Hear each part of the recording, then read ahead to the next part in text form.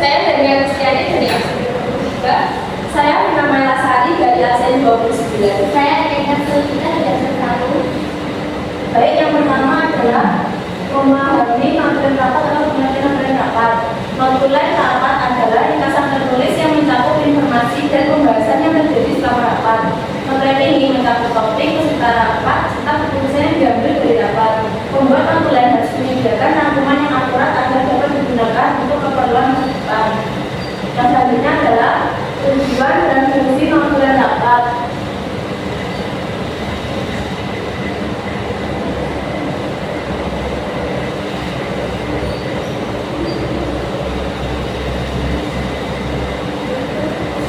Yang pertama adalah membuktikan pelaksanaan rapat. Dokumen notulen ini dapat digunakan sebagai alat bukti yang dapat dipresentasikan kepada pihak-pihak yang berkepentingan, misalnya atasan, anggota rapat, atau pihak lain. Cara tempat notulen rapat dapat digunakan membuktikan pelaksanaan rapat yaitu yang pertama, menunjukkan kehadiran, mendokumentasikan waktu dan tempat, mencatat diskusi dan keputusan, dapat dibutuhkan, dan dimensi notulen. Yang B, menjadi panduan. Notulen yang digunakan sebagai panduan dalam menjalankan rencana kerja sesuai dengan waktu yang ditentukan. Notulen yang dapat berfungsi sebagai panduan dengan cara berikut. Yang pertama, menyajikan rangkuman, menetapkan tindakan, mengingat kewajiban dan jangka waktu, mengarahkan perkembangan selanjutnya, dan memberikan konsistensi.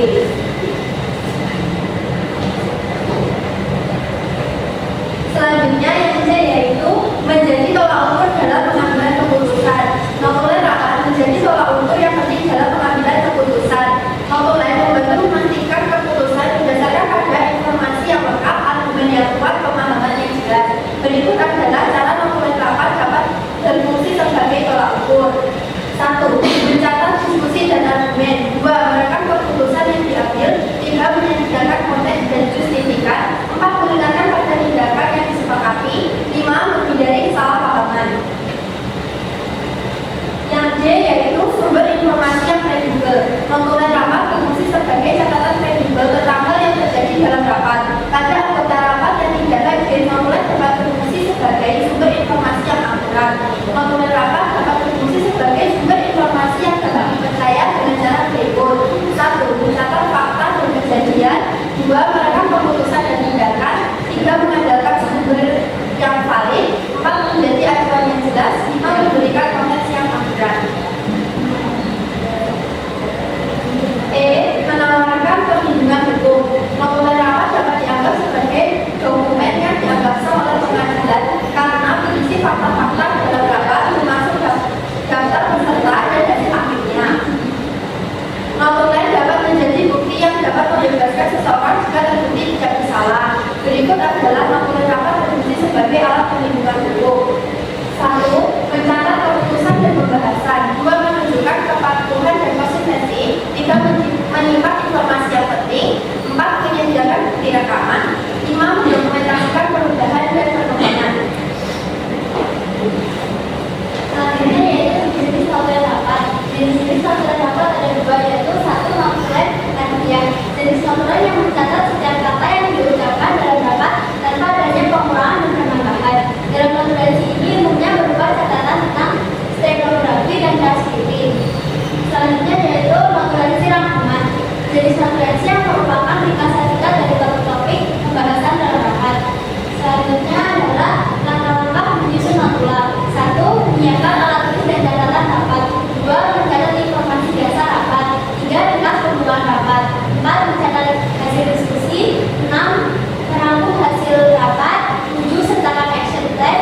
8. Menambahkan informasi penting dalam catatan rapat. 9. Review dan edit notulen. 10. Distribusikan notulen. Yang selanjutnya yaitu struktur notulen rapat. Struktur notulen rapat merupakan bagian dari yang berisikan tentang penjelasan informasi bagian dari notulen rapat sebagai berikut. Yang A yaitu judul rapat. Judul rapat merupakan deskripsi singkat yang berisikan akan dibahas pada rapat.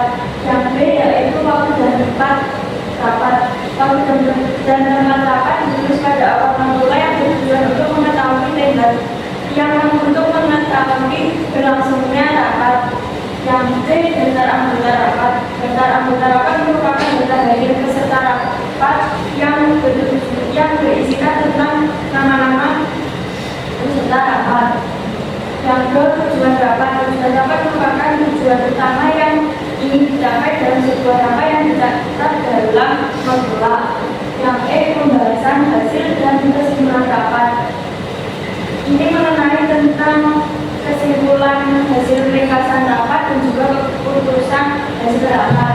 Yang F yaitu action plan atau tindak lanjut, merupakan suatu petunjuk tindakan yang diberikan kepada setiap anggota sesuai dengan tanggung jawabnya. Yang G yaitu tenggat waktu atas penyelesaian action plan, merupakan batas waktu yang diberikan kepada anggota untuk menyelesaikan action plan. Yang H yaitu peristiwa atau diskusi lain yang juga memandisikan. Dalam setiap rapat itu terdapat peristiwa atau diskusi lain yang meliputi. Yang pertama yaitu presentasi tamu. Jika ada tamu yang mempresentasikan sebuah materi atau masalah, maka akan dicatat dalam sebuah formula. Yang kedua yaitu pertanyaan dan jawaban. Jika ada seorang peserta rapat yang mengajukan pertanyaan atau menjawab sebuah pertanyaan, maka poin-poin pertanyaan tersebut dan jawaban tersebut dicatat dalam sebuah formula. Yang ketiga, umpan balik peserta. Jika ada umpan balik peserta rapat, maka informasi-informasi penting atau poin-poin penting akan dicatat dalam sebuah formula. Yang keempat, laporan kemajuan. Laporan kemajuan tersebut yang berkaitan dengan proyek atau tugas anggota atau peserta rapat, maka akan dicatat dalam formula. Yang kelima, pengumuman penting.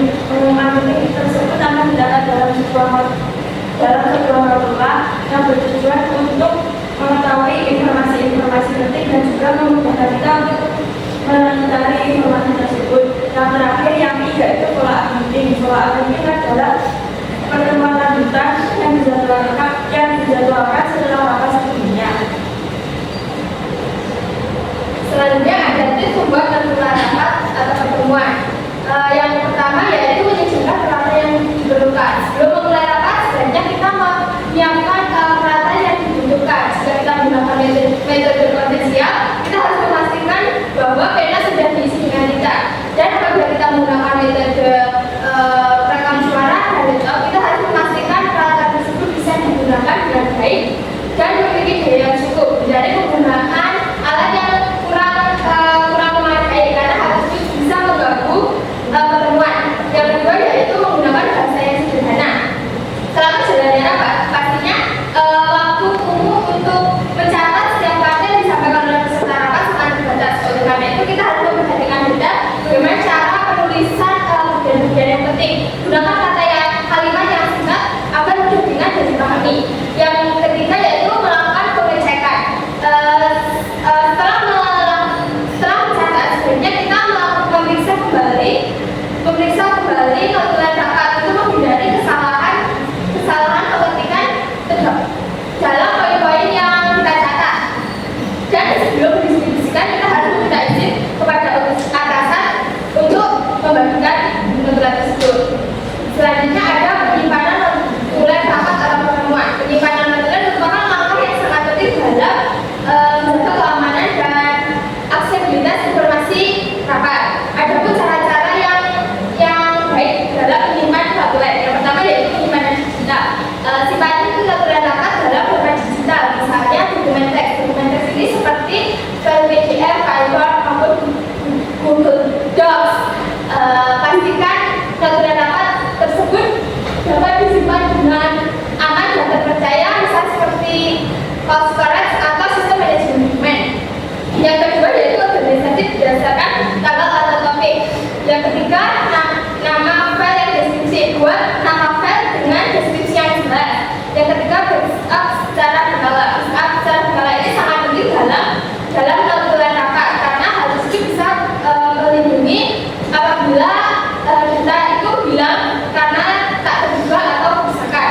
Yang keempat, pengaturan keamanan. Apabila notulen rapat ini bersifat rahasia atau terbatas, kita bisa mengamankan tersebut dengan membatasi akses tersebut atau memberikan batasan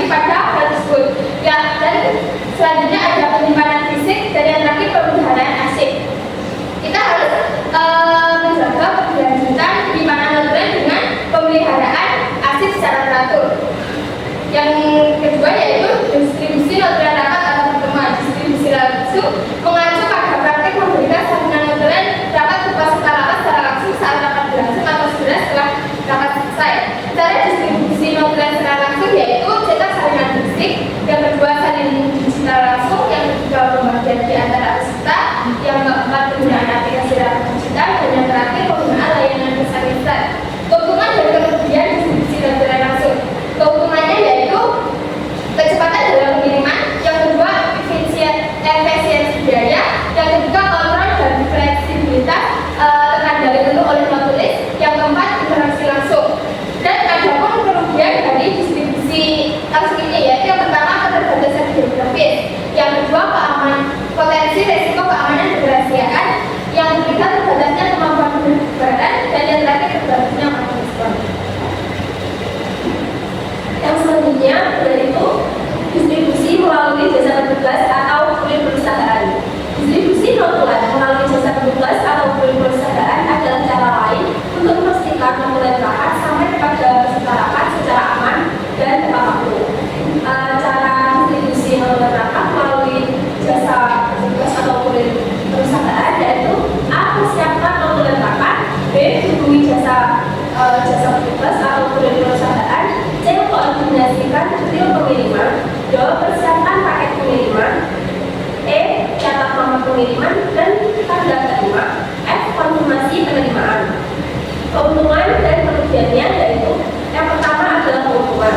Yang satu, kendala dan kecepatan pengiriman. Dua, jaminan keamanan dan kerahasiaan. Tiga, pelacakan dan konfirmasi pengiriman. Empat, penanganan dan pelepasan profesional. Yang selanjutnya yaitu kerugiannya. Yang pertama yaitu biaya. Biasanya memerlukan biaya yang lebih tinggi dibandingkan metode distribusi lainnya, terutama untuk pengiriman jauh atau internasional.